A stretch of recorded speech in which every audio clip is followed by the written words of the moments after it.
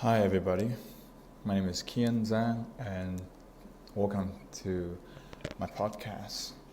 So this podcast was purposely made as a final project for my English Literature 221 class, which we learn about Greek mythologies, Romanian mythologies, Scandinavian mythologies, I believe Spanish mythology and British mythologies, literature like epics. So let me introduce you a little bit. So in this class we were asked to read about 6 epic literature of different culture. And it was a really challenging experience to me. As a non-native English speaker, I have to say that I'm struggling quite a bit when I try to read The Argonaut, written by the Apollonius of Rhodes, because the way they use language in the books is unusual for me. As somebody who grew up in a different country and pick up English as a second language, most of the English I have exposure with is academic English, which I can use in my daily life and in my school. So when I'm reading those books, the way they structures is honestly strange for me as a foreigner and a person living in the modern era.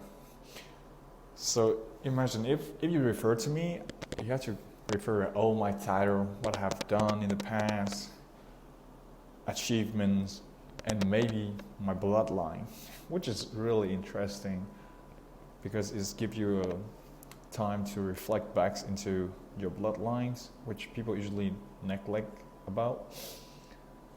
So let's get into it. Today I will try to talk about, I will talk about the role and the expectation for man through mythology culture. So we have history which we can use to study about people and culture in the past. But one major aspect of it is that it usually reflects realistic events and try to restate something at its truest form. And beside that, sometimes it cannot portray the living culture of what people do and things in the time. That's when mythology come in as a support. Mythologies usually express people's desire, fantasy, deepest wish to be portrayed to the way the story being told. So we got The Argonaut, written by Apollonius of Rhodes, the Aeneid, written by Virgil, the Saga of the Volsung, Beowulf, and the Poem of the Cid. So let's get started. In The Argonaut, as in the Greek mythologies, man is usually being portrayed as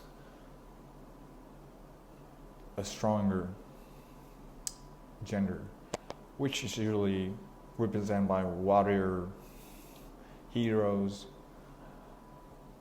gods, all of them trying to achieve some goals, some achievement that can make their names being known by the whole continent.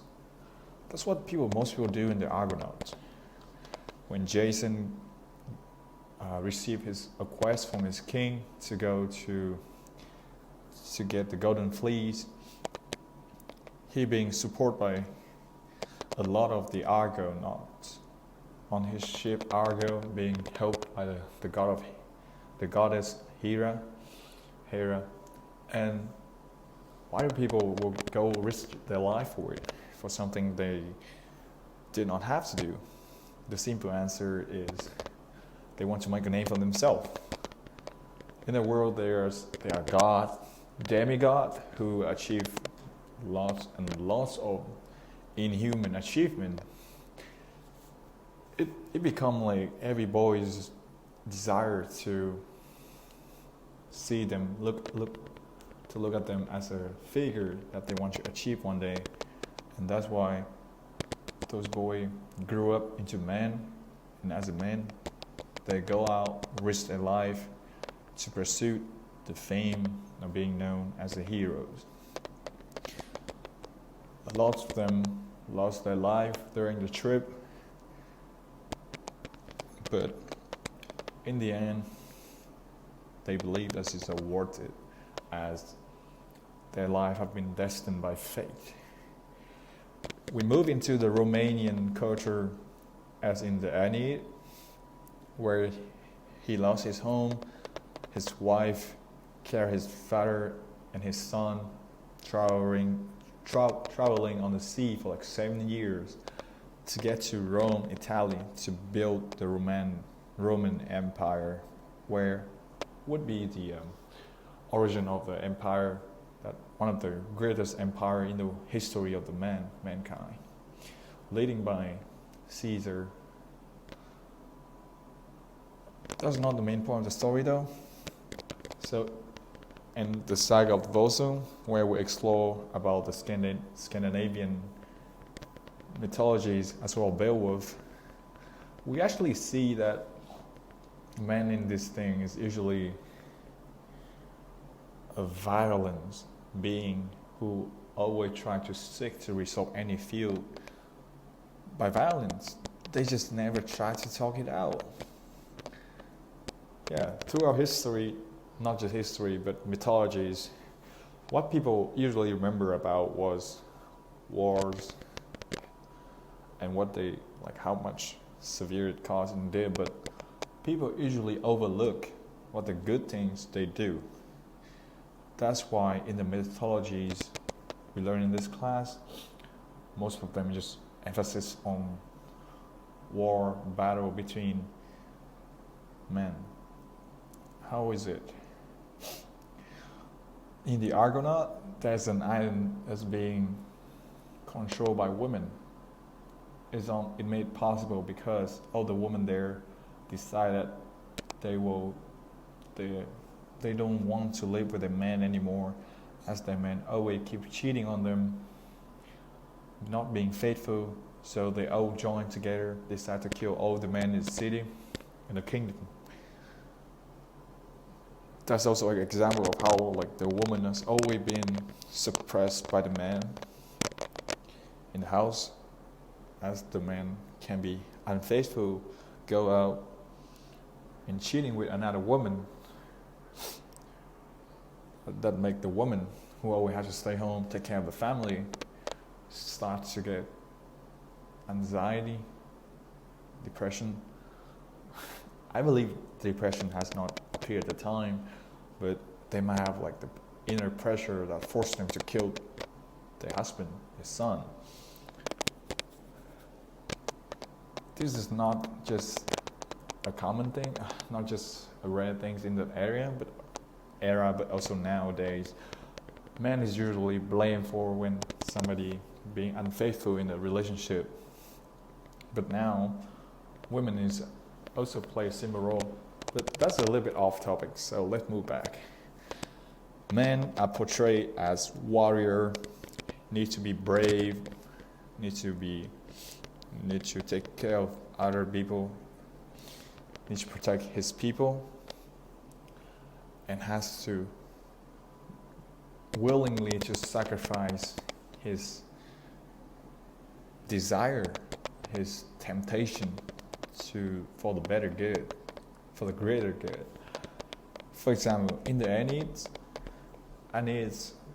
was having his great time with Dido in her kingdom, and they will have such a good couples. They was having a great time together, but because Aeneas is fate to found the Roman Empire, He's being reminded by a god, Jupiter, that his fate is to seek out the kingdom, and he cannot let his human desire to be happy, to have a woman by his side, stop him from moving forward.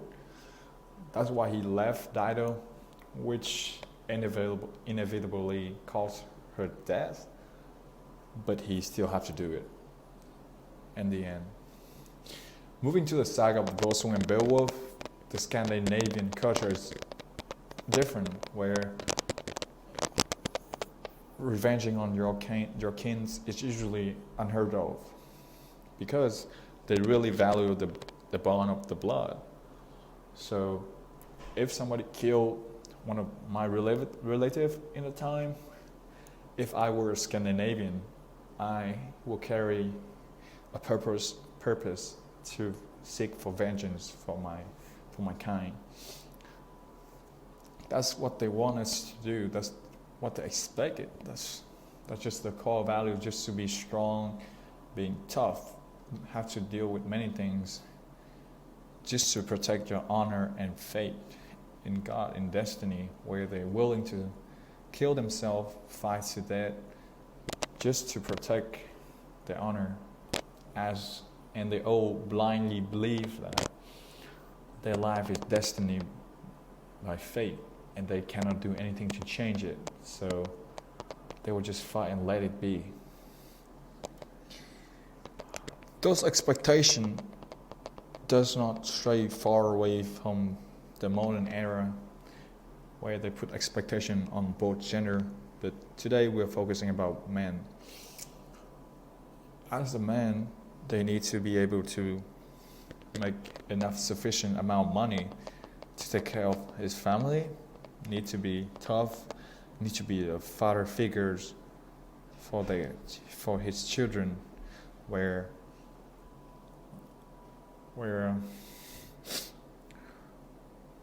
he'll be the one who raised his children. Like, for example, if my father could say that he suffices some of the standard of a man that's being portrayed in the mythologies. He has always been there when I need him. He always exceed expectation I set up for him, and he not being soft on me. Like, he always creates situation. In those situations where I need to grow up, need to show up, need to sit up for myself, he will create the opportunity for me to take charge, take the lead, take the charge, and opportunity for me to learn how to become useful as a man. Need to be able to fix certain things, need to be able to deal with a certain type of pressure. That's what I have always believed. I have to say that I have always had a bad relationship with my father.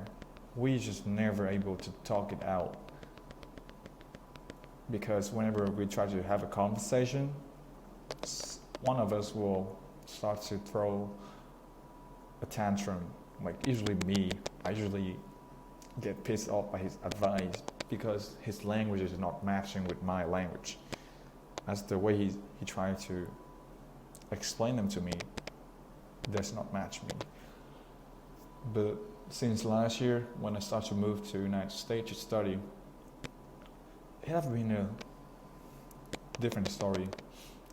I started to have less interaction with him, as I did not call my family that often, and throughout the year, I barely made contact with them. When I get back in the summer, as I missed my family a lot, and I start to realize how valuable my family is, I got off the airplane, I went out to the gate of the airport. I saw my father. I ran straight, open arm, waiting for a hug. But it seems like the society has put some certain expectation on a man that it just feel not right for him to hug me, as the society just put the pressure there as two men cannot hugging each other. Why would men always need to be acting tough? Everybody has some vulnerable point in their life and they have weaknesses. But the society just put an invisible pressure where they expect us to be tough.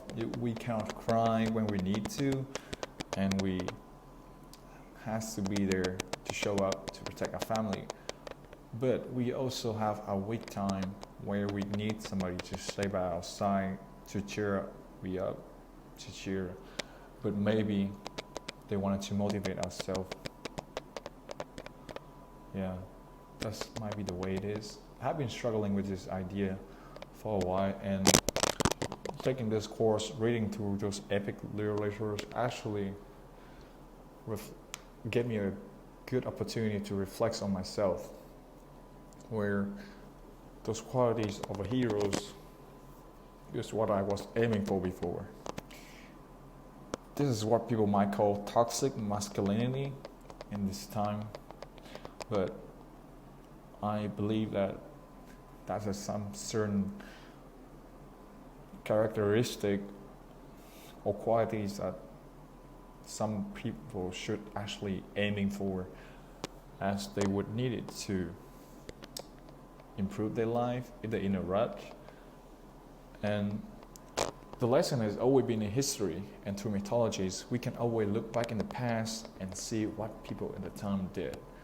What they do, they are putting under pressure, not just for responsible for their life, but also from others. And what would you do if something happened?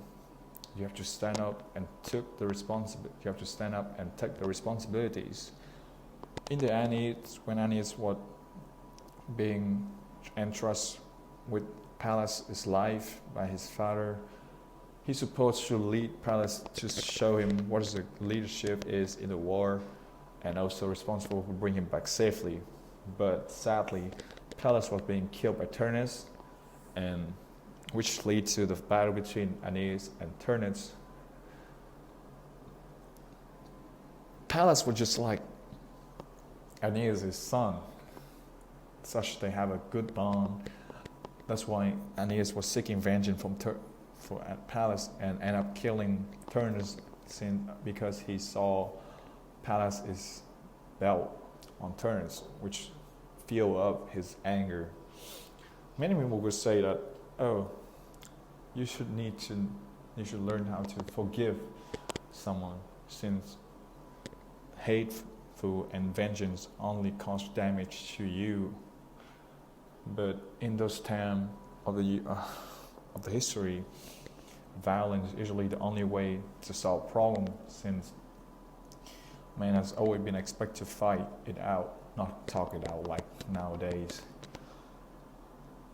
His thing had changed, but in this era of the year, era of humankind, humans have made a great improvement, a great change, that now we can actually sit down and try to have a conversation to solve the problem rather than just going straight at it.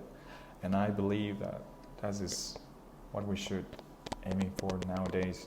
Not just go straight into battle, fight it out like how they used to be, but we need to be there, able to take care of the family, having a good relationship with their family member, and actually need to value the woman in your family as well.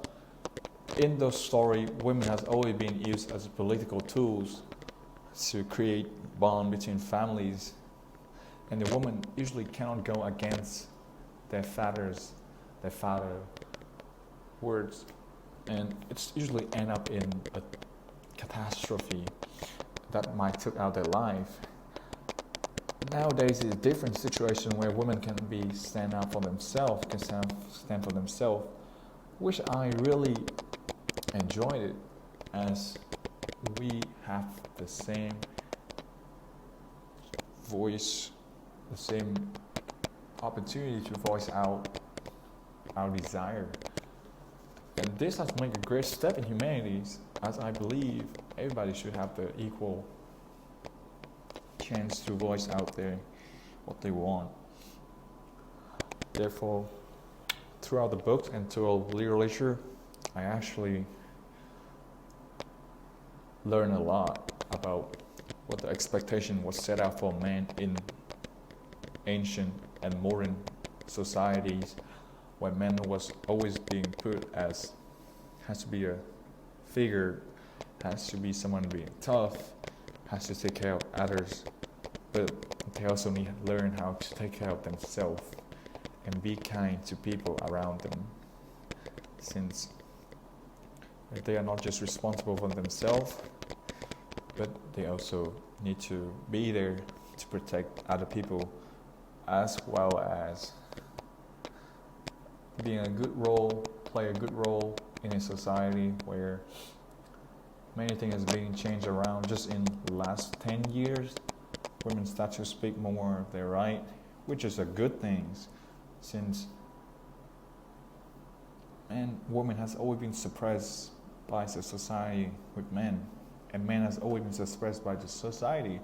So both of the gender has always been suppressed by society, which is really interesting to think about, when both claim to be put too much expectation on them, but also put way more expectation on other gender. If we could just look through the history and incorporate those values back again in this modern era, and try to create an equalities environments where people have the freely to stand up for themselves, to voice out their desire, and to protect their families, it should be a safe place for people to play a role. And I actually believe that with the expectations set out for man through mythology culture, we can learn a lot about what not to do and what we should do in this time of the history, to not just put men into a trap, a pit hole where they are forced to move in a certain direction and are not free of will to pick what they want to do. Thus, to conclude this podcast, I would like to say that it's been a pleasure to read through this epic literature, as I have always been liking of readings. It is really interesting to think about how I used to be a person who read for fun, who actually enjoy reading and can read two books in a day just out of interest. But now, because of the appearance of technologies such as smartphones, it gave us so much more that distraction that start to distract me from reading. But with this class, I will try my best to actually look back, to read through fiction and non-fiction, maybe many more categories of books, to learn more about being a man, how is a woman in society, how they both play a role to set up a family house. Well, happy Thanksgiving, people. Thank you for listening to this podcast. This is Kian signing out. Bye.